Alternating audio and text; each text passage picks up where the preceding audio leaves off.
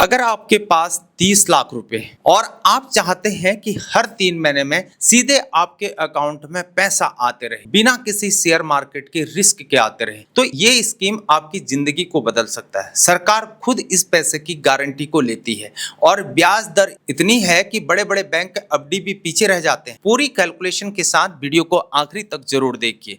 नमस्कार दोस्तों, स्वागत है आपका हमारी चैनल पर।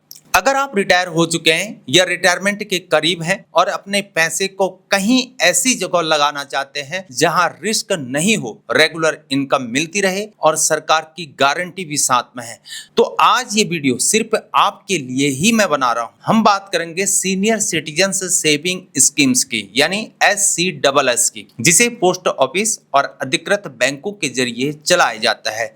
चलिए हम इसे शुरुआत से समझते हैं। SCSS एक सरकार समर्पित इन्वेस्टमेंट स्कीम है जो खास तौर पर सीनियर सिटीजन्स के लिए बनाई गई है। इसका मकसद है रिटायरमेंट के बाद हर तिमाही रेगुलर इनकम देना है, आपकी जमा पूंजी को पूरी तरह से सुरक्षित रखना है और साथ में टैक्स बेनिफिट्स को भी देना है। और सबसे बड़ी बात, अभी गवर्नमेंट ने इस स्कीम पर ब्याज दर को रखा हुआ है 8.2% सालाना, जो छोटी बचत योजनाओं में सबसे ज्यादा ब्याज देने वाली स्कीम्स में से एक है। अब जल्दी से एक नजर हम डालते हैं इस स्कीम के जो मुख्य पॉइंट्स हैं उन पर।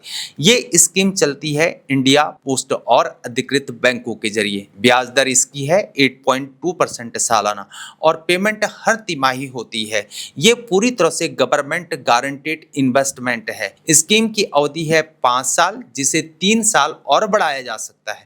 कम से कम आप 1000 रुपए से इसकी शुरुआत को कर सकते हैं और ज्यादा से ज्यादा आप 30 लाख रुपए तक यहाँ पर डिपॉजिट कर सकते हैं। रिस्क लेवल बहुत ही कम होता है और आपको सेक्शन 80C के तहत टैक्स बेनिफिट्स भी यहाँ पर मिल जाते हैं। अब सवाल यहाँ पर है, इस स्कीम में अकाउंट आखिर कौन खोल सकता है? पहला, 60 साल या उससे ज्यादा उम्र के भारतीय नागरिक। दूसरा, रिटायर्ड सिविलियन कर्मचारी जिनकी उम्र 55 से 60 साल के बीच है, कुछ तय शर्तों के साथ। और नंबर तीसरा, रिटायर्ड डिफेंस पर्सनल जिनकी उम्र 50 साल या उससे ज्यादा है, रिटायरमेंट बेनिफिट की शर्तों के साथ। और आप चाहें तो इंडिविजुअल अकाउंट भी खोल सकते हैं या फिर अपने जो जीवन साथी हैं उनके साथ भी ज्वाइंट अकाउंट को भी खोल सकते हैं। लेकिन आपको ध्यान रखना है, NRI और HUF इस स्कीम में निवेश नहीं कर सकते हैं।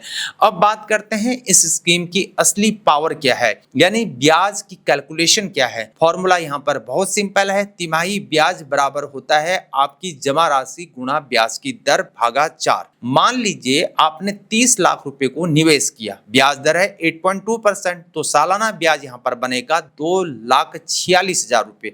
और अगर इसे 4 तिमाहियों में अगर आप बांट दें तो हर तिमाही आपको पैसा मिलेगा 61,500 रुपए। अब चलिए इसे थोड़ा और हम डिटेल में समझते हैं। पूरे 5 साल के हिसाब से हम समझते हैं, 30 लाख के निवेश पर समझते हैं। ध्यान दीजिए, ये कैलकुलेशन 10% TDS कटौती को मानकर आपको बताई जा रही है, जो लागू होने पर काटी भी जा सकती है।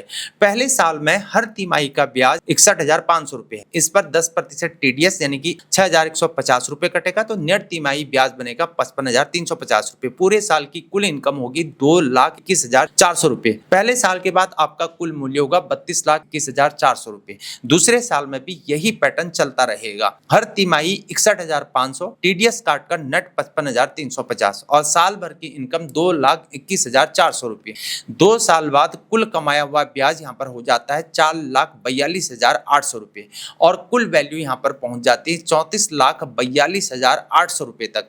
तीसरे साल के बाद कुल ब्याज हो जाता है 6,64,200 रुपए और कुल वैल्यू 36,64,200 रुपए। चौथे साल के बाद कुल ब्याज 8,85,600 रुपए और कुल वैल्यू 38,85,600 रुपए। और जब पूरे 5 साल पूरे हो जाते हैं तो कुल कमाया हुआ ब्याज हो जाता है 11,07,000 रुपए और आपकी कुल वैल्यू हो जाती है, यानी मूलधन प्लस ब्याज पहुंच जाता है 41,07,000 रुपए तक। जरा सोचिए, सिर्फ 5 साल में बिना किसी मार्केट के रिस्क के आपका पैसा 30 लाख से बढ़कर सीधे 41 लाख के करीब करीब पहुंच जाता है और वो भी हर तिमाही पैसा आपके हाथ में आता रहता है। लेकिन एक बात आपको याद रखना है, SCSS में ब्याज कंपाउंड नहीं होता है, यानी अगर आप तिमाही ब्याज नहीं निकालते हैं तो उस उस पर दोबारा ब्याज नहीं मिलता है। ब्याज हर साल इन 4 तारीखों पर क्रेडिट होता है। नोट करिए, 31 मार्च को, 30 जून को, 30 सितंबर को और 31 दिसंबर को। अब बात टैक्स की है। इस स्कीम में निवेश करने पर आपको सेक्शन 80C के तहत डिडक्शन मिलता है, लेकिन ध्यान आपने रखना है कि इस स्कीम से मिलने वाला ब्याज पूरी तरह से टैक्सेबल होता है, यानी वो आपकी इनकम टैक्स स्लैब के हिसाब से टैक्स के दायरे में आता है। और अगर ब्याज एक तय सीमा से ज्यादा है तो टीडीएस भी यहां पर कट सकता है, जब तक कि आप फॉर्म 15H या 15G जैसी योग्य डिक्लेरेशन को जमा नहीं करते हैं। अब अगर आप बीच में ही अकाउंट को बंद करना चाहते हैं तो नियम फिर क्या है? अगर आप 1 साल से पहले अकाउंट को बंद करते हैं तो कोई भी आपको ब्याज नहीं मिलेगा, और अगर पहले से ब्याज आपको मिल चुका है तो वो वापस लिया जा सकता है। 1 साल से 2 साल के बीच बंद करने पर मूलधन से 1.5% की कटौती होगी, और 2 साल से 5 साल के बीच बंद करने पर 1% की कटौती होगी। मैच्योरिटी की अगर हम बात करें तो स्कीम की जो मूल अवधि है वो 5 साल है, जिसे एक बार और 3 साल के लिए बढ़ाया जा सकता है। एक्सटेंशन के लिए मैच्योरिटी के बाद तय समय के भीतर आवेदन करना बहुत ही जरूरी है, और एक्सटेंड किए गए अकाउंट पर वही ब्याज दर लागू होगी जो एक्सटेंशन की तारीख पर चल रही होगी। इस स्कीम में नॉमिनेशन की सुविधा भी दी गई है। आप एक या एक से ज्यादा लोगों को नॉमिनेट भी कर सकते हैं, कभी भी नॉमिनेशन को बदल सकते हैं या कैंसिल भी कर सकते हैं, जिससे आपके परिवार को भविष्य में कोई भी परेशानी नहीं हो।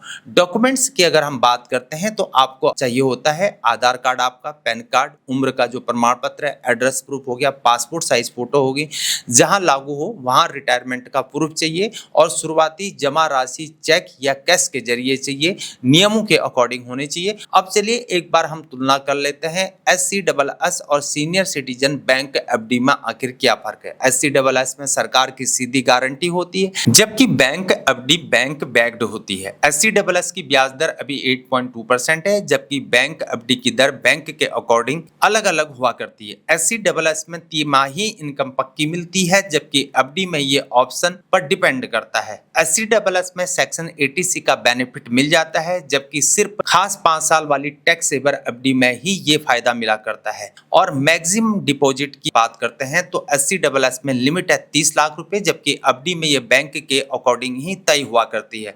अब कुछ आम सवाल भी हैं जो अक्सर लोग पूछा करते हैं, क्या पति और पत्नी दोनों अलग अलग 30 लाख रुपए क्या निवेश कर सकते हैं?